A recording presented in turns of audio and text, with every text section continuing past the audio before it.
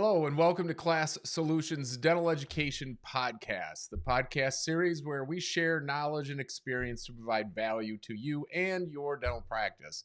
I'm your host, Phil Cole, and in today's episode, we're going to be talking about partnerships and just want to kind of talk to you a little bit more about some of the prevalent things that are happening in the dental transitions right now.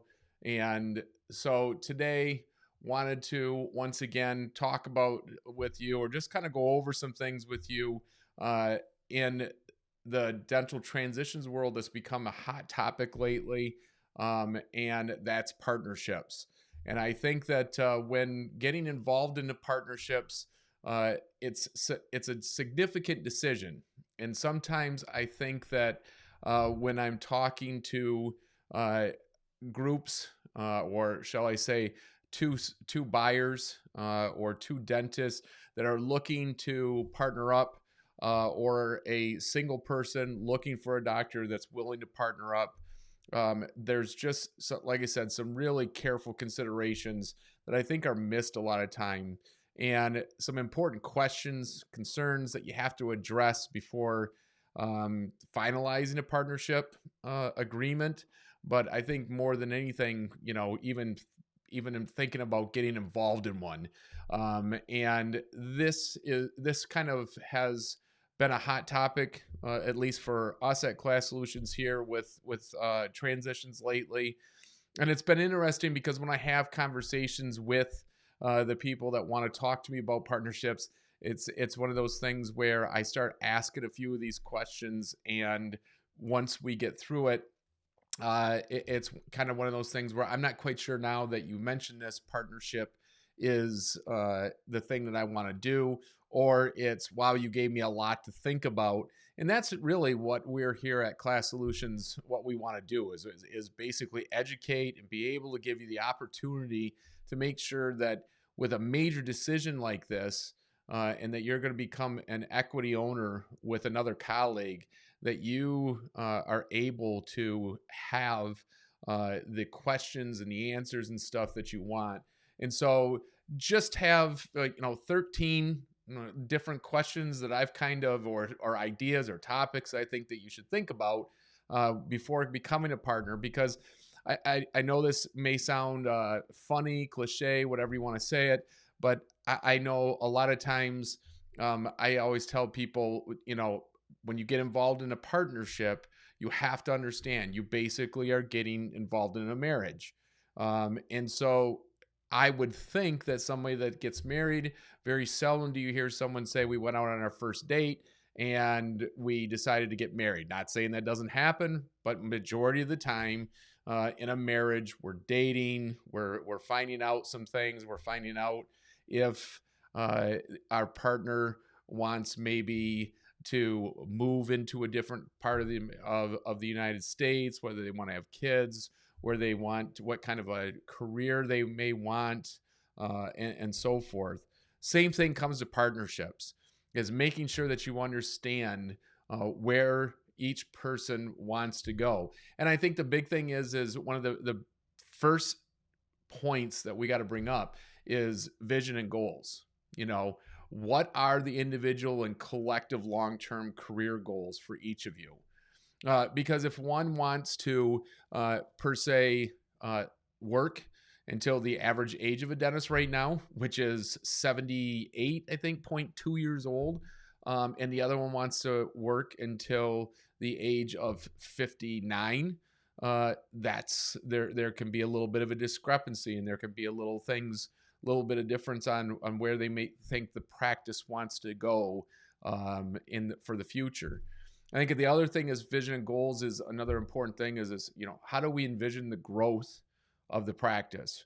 What direction do we want to take it? In other words, do we want to keep it as a, kind of a bread and butter per se dental practice, or do we want to do high-end stuff? Do we want to get eventually into real big time implants? Do we want to get sleep apnea? Do we want to do IV station and so forth? You got to ask each other, what is that vision? Because once again, I've seen many times where in our own experiences and in my own experiences where I've had a partner that is, of course, 15 years older than the other partner and wants to retire in 3 years. And now all of a sudden, his idea or his vision is retirement.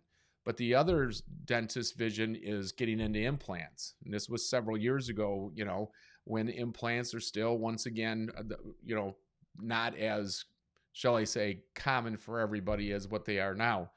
And so there was that tug, pull and tug type, or I should say push and tug type situation with the two dentists that had a very good relationship, but started to grow tiresome on them. So that's one. Vision and goals, I think, is a huge thing. Another one would be roles and responsibilities. What will be each partner's specific role and responsibility of the practice?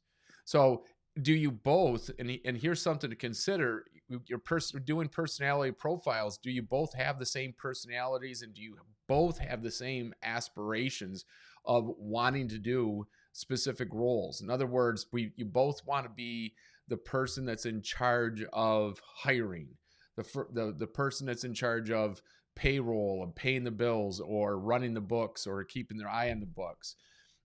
When that happens, there's going to be more struggle there because which one wins, but when you have a partnership where one wants to be more clinically in charge and the other one wants to be more business in charge, hey, now we're starting to get those roles and responsibilities clicking a little bit more, and it gives each other the ability to excel at what they do. Another one, how will decision making be structured? What's the major decisions that will require mutual agreement? Like, to what extent? So in other words, if one of the doctors wants to put in new light bulbs, and they want to put in all the new LED daylight style light bulbs, is that considered a major enough decision to the partnership that you have to require mutual agreement on that? Or do you consider something like that to be, whatever, big deal, you're in charge of that, that's your responsibility, that's your specific role in the partnership, and we make that?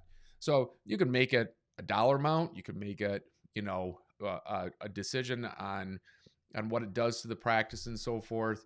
In this situation, I know it sounds, minuscule to say that LED lights are going to be a big thing, but once again, $200-$300 worth of floodlights, that's a cost to the company. But on the other hand, if you can ROI out and show that that's going to be made up in a year's time, hey, it makes sense. And so there's no decision to be made besides it makes sense. So roles and responsibilities, big deal. Financial arrangements, how will the financial aspect of your partnership be structured? This is basically, I think the big one is like profit distributions and expenses. How are you going to set that up? There's several different ways. This podcast is just an overview. And what I'll do is we can break this down in another podcast. We're going to be doing courses on this soon for a little bit more detail, but there's several ways for those financial arrangements to be structured, or the way that the partnership will be structured. And then the other thing is the partnership as it grows. We have a practice out in Wisconsin that is grown from 2 doctors who now can bring on a 4th doctor. So, once again, how will the buy-ins happen? And if so, what's the financial commitment to each partner? I've dealt with a partnership where the partnership buyouts, where how it was written up was not well understood. And so you have a doctor, the 4th doctor, that felt as though he should get he's retiring and wants his 4th bought out. But the way that it was written up is it's stock options, and your stock options are worth based on your production or what you are producing or giving to the practice. And so now when this doctor, everybody else is, let's just say for the sake of easy math, they were all doing, the practice was doing 4 million. And so he is expecting 1 million, but yet he's only producing 500,000. And according to the way the partnership, the financial arrangements were made up, he only gets 500,000 for that buyout. That did not go well. And so not only would I say that you want to check your financial arrangements, make sure you know how they're going to be set up, but I would say that you want to review those on a regular basis in a partnership too, because obviously this gentleman, this doctor, forgot how they set it up and was not happy with that when it came time for him to do it. Yet two other partners that had retired, sold their portions to new partners, worked it out the same exact way. The only difference is this doctor is 78, has slowed way down, only working 2 days a week. And when the other two partners sold, they sold at 65. They were working 4 days a week. And so they got their per se $1 million. So financial arrangements are gigantic. Exit strategies, this kind of coincides with the financial arrangements, but what happens if one partner wants to leave the partnership? So let's say it's only a two doctor partnership. What happens if one wants to leave? How is that going to happen? Is there a buy-sell agreement in place? How will the value of the practice be determined? And making sure that valuation is determined properly. It's the exit strategy is, if in place and settled properly, can be very simple, or it can be very, very complicated and create a lot of issues. Another one, patient ownership and non-compete agreements. So how are the patient records going to be managed? Who owns the patient relationships? I've gone into partnerships where the partners these are my patients, these are her patients. And then I have other partnerships where it's just first come, first serve. Whoever has a slot open to be able to see that patient first is how we work it. Which one is right? I'm not going to tell you there's a right or wrong on that. I think the biggest thing is understanding how that partnership ownership is going to work, and making sure that your systems are built around that patient relationship, so that the way that you're scheduling, the way things are working that way, coincide with what your patient ownership is. I see too many times where doctors say, he has his patients, I have my patients, but yet the front desk schedules first come, first serve, or vice versa. And it can create that, once again, not having the proper systems and understanding the protocols of how that works can create a massive mess. Are there going to be non-compete clauses? And if so, what's the terms? I get doctors all the time when I go through these questions with them, they're like, what are you talking about? We're partners. I mean, why do we need a non-compete? Well, once again, a non-compete, if we have it written into our contract for an exit strategy, then that exit strategy you want to make sure is protected by having a non-compete. And it's not a case in point of 15 years down the line, 12 years down the line. One of the doctors is just getting so disgruntled, this partnership's not working, and there's not a non-compete there, and you go next door and you take all the patients. So it's vitally important. Another one that I think is missed, insurance and liability. What will professional liability insurance, how is that going to be handled, right? What protections are in place in case there's a malpractice claim, or if there's any other legal issues? How is insurance and liability going to be handled?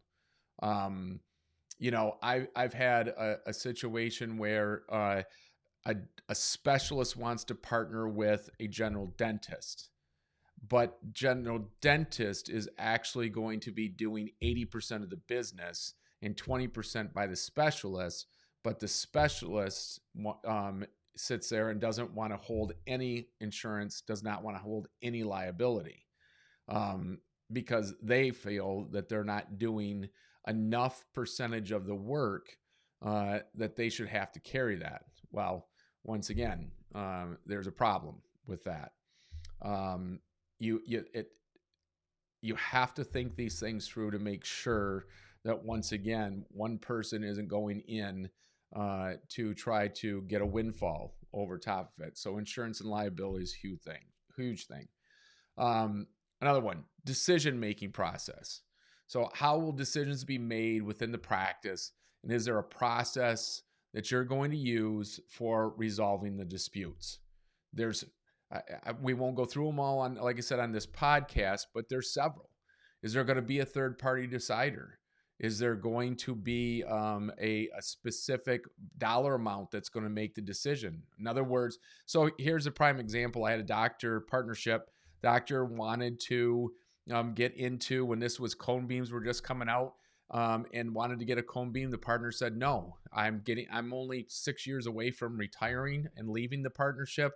I'm not buying, at that time, $160,000 cone beam and have to pay off that lien just to be able to say that we have a cone beam. I'm almost done. Things are going good. We're writing a ton of business. We don't need a cone beam. We've been doing dentistry this long. It's okay. So now what you do is if you can show that putting that cone beam in and a return on investment, that it can be paid off in, let's say, 3 years, 2 years, maybe in the first year, depending on how many active patients, and run the formulas and do the forecasting and stuff. Does it make sense? Is that going to be, and you can make the factual math be one of the decision-making processes, then, we get to have that cone beam. It resolves the emotion part of it. But that's just one example of how that decision can be made. And like I said, another one, third party. And some people always ask me, well, what's a third party decider? This is just my own personal experience. I've had 2 doctors that had a third doctor that they were best friends with, and that's who their third party decision maker was. They all went to school together. And the third doctor had his own practice and so forth. And so whenever they had some tough decisions, and when I say tough decisions, they never got into real big arguments, but maybe more or less what I would say, kind of, listen, you and I aren't agreeing on this. Let's go talk to Ted. They both respected Ted enough that Ted would look at the information, and analyze it, I guess, if you want to say that, and say, listen, you guys, I think it's in your best interest, with what I know with both of you guys, you should get the cone beam. And so no one took any offense to that, and that was their third party decision maker. There's more, and that's stuff that when you're dealing with wanting to do a partnership, that you should think about. So are there specific areas where one partner is going to just flat out have the final say? Situation with the monies, maybe. The one doctor could care less about anything to do with the business aspect of things, doesn't want anything to do with payroll, with the LLC portion of the practice. So do they defer then that the one partner always has final say, as long as they aren't doing anything to wreck the profitability of the practice? Once again, things to think about. Another question, and then we got a few more, but like I say, we're about halfway through. But work-life balance. This is a prime example, and this goes back to the specialist and the general dentist that I have down in Texas that we're thinking about doing a partnership. Wants to come in 1 day a week, wants to be the owner, wants to be 50-50 partner, but only come in 1 day a week, while the general dentist works and is expecting the general dentist to work 5 days a week. Now, how are you going to have that work-life balance in that situation where one person wants to go home with their kids, then the other person is getting to go home with their kids, per se. There's in that situation when I ran through the questions with the general dentist before they were when they were about ready to do this partnership, the answer that I received back was the specialist couldn't answer 1/4 of these questions without and started to get offended that I was asking these many questions. Well, these, like I said, you get into a partnership, it's a big decision. And sometimes, depending on how you write up these things, can be very, very hard to get out of without it become very, very difficult and just taxing emotionally. So how are the work schedules and the time off going to be managed so that you can make sure that both partners are not feeling like one is working harder than the other? Staff and human resources, right? Who's going to do the hiring? Who's going to do the firing? Who's going to be, is there going to be one person in front of the staff, or are you going to collectively work together? Are there going to be specific policies in place that staff relationship and there's going to be performance evaluations? Or are you going to have a situation where one doctor doesn't feel like we need to do that? That feels too corporate, as we've been told when we're dealing with partnerships. I don't know if I want to do that, because that comes across as you're going to be like a DSO or a corporate account. Performance evaluations are still very important to make sure that you have a team, and it doesn't have to be so whether or not they should stay hired. It's also culture. Find out what's going on with your team and make sure that your culture isn't getting broken, but your culture is well oiled. And in a partnership, the culture is more important than anything, because you technically have two leaders to refer to. I have one right now that I just got a call in, and the doctor, it's a difficult situation because of death, but you have a situation where the partner, the other partners have all kind of gone to their semi-retirement years, and now you have one that is the main guy's no longer there, and now you have a situation where no one knows where to go. No one knows how anything is handled. So once again, important. Marketing, business development. How will marketing efforts be shared? Who's going to strategize with the employees, and who's going to want to be the visionary, I guess, of the business development? Are the marketing efforts going to be agreed upon? Are there going to be specific plans on how to expand the patient base? Once again, just a quick stat. Once again, national numbers are, you should be bringing in 26 new patients per month. I think that's going to raise in the next stats to around 30. So let's just say 26 to 30. Who's going to be the one that works that marketing, or do you both agree that you constantly have to be working to gain new patients at all times? Once again, average marketing for a dental practice should be anywhere between a low end of 2% to 4%. And I would say when we do our analytics and when we do our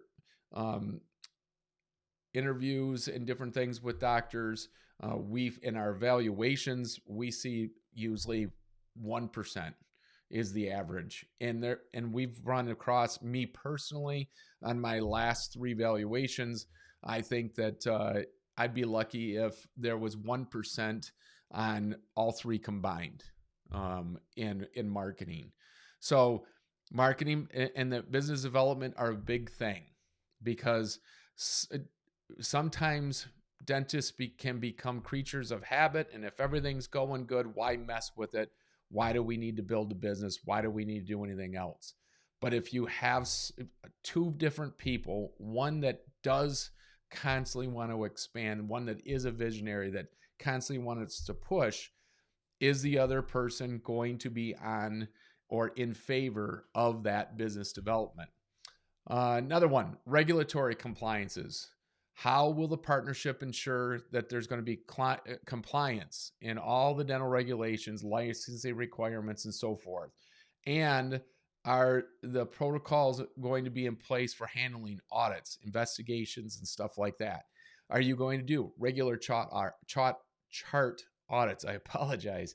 Are you going to purge your system once every 3 to 5 years? Are you going to do chart audits every year? Are you going to make sure that you are up to date at all times with Windows compliance and email compliance? We just sold a $3.2 million practice in Wisconsin.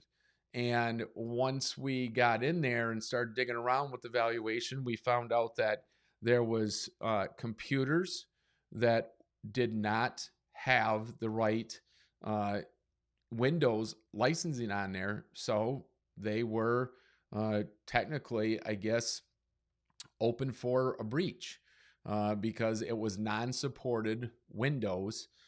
It was old Windows. I think it was actually Windows 7, if I'm not mistaken. And then also found that there was their company emails weren't encrypted.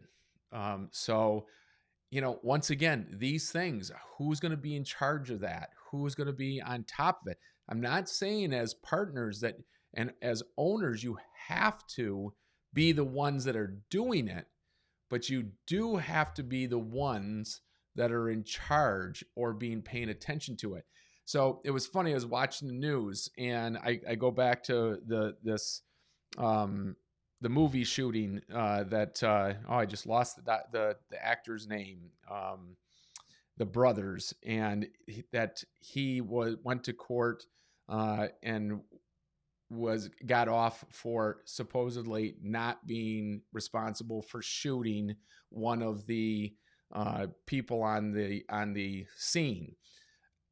But he's an actor, the Baldwin brothers. Sorry, couldn't remember, but Alec Baldwin, and so he says that he had nothing to do with it. Well, in the regulatory compliance, this is very similar. So he was an actor and he was the producer, right? So as an actor, he pulled the trigger.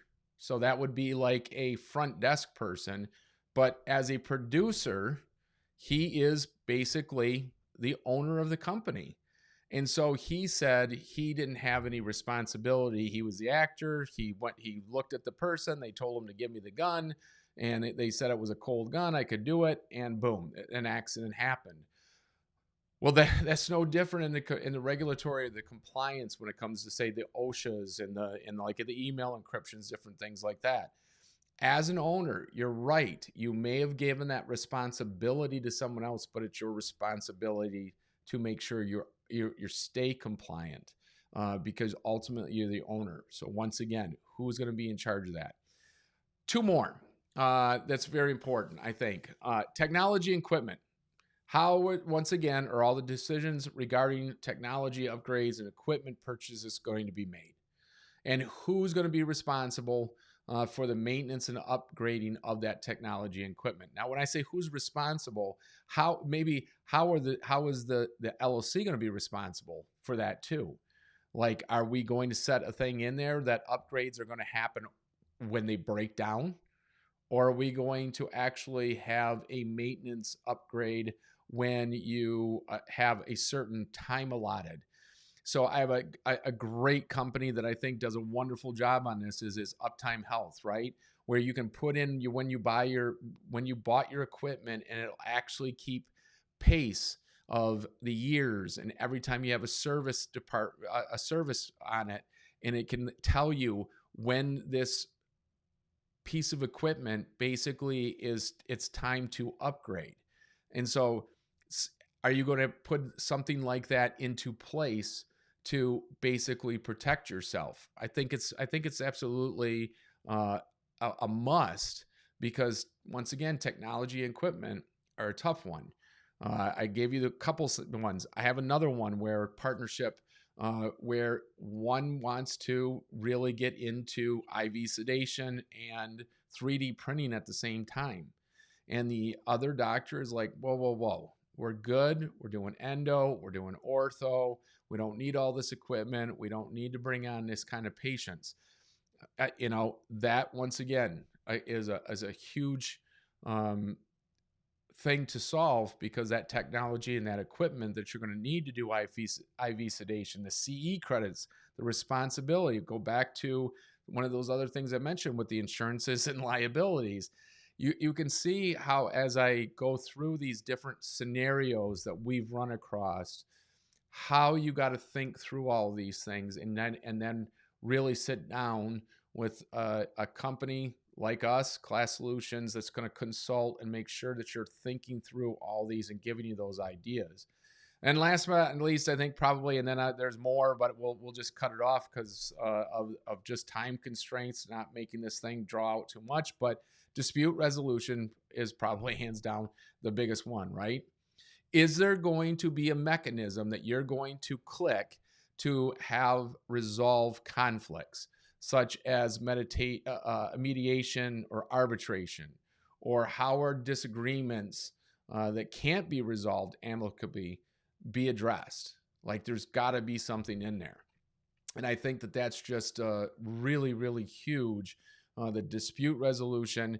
But I think that if you go through some of these other ones that I mentioned for you to think about, as you go through those, a lot of that dispute resolution handles itself by finding out how you want to handle each and every one of these little topics or subtopics that I've talked about. So it's just crucial to make sure that you have an advisor to walk you through this partnership process. This is, once again, where I would say, if you're going to go to a lawyer, for example, excuse me, do not go to just any lawyer. You're going to want to make sure that you're dealing with a dental specific transition lawyer, making sure that you are going to have someone that's gone through hundreds of examples, like I've given just a few in here, so that they can give you different examples, give you different scenarios, give you different options to be able to really come up with the right partnership process. So I hope that this helps with you, those of you who are thinking about doing a partnership, or if you've never thought about doing a partnership, and you know somebody that wants to, have them listen to this podcast, take a listen. And if you have any questions, feel free always to reach out to myself, Phil Cole at KLAS Solutions. You can go to KLASSolutions.com and get all the information, learn more, and set up a consultation there. So I hope this was just a good podcast to give you the ability to understand just some of the nitty-gritty things that need to go into a partnership, and some things to think about. If you want some more information, like I said, please reach out to us, and we can help send over the different things that we talked about in just a little checklist for you, so that you can read through and make sure that you're covering your bases. So thank you very much. If you enjoyed our show, please rate, review us on Apple, Spotify, or wherever you get your podcasts. Once again, I'm Phil Cole, your host, and thank you very much for listening to Dental Education Podcast.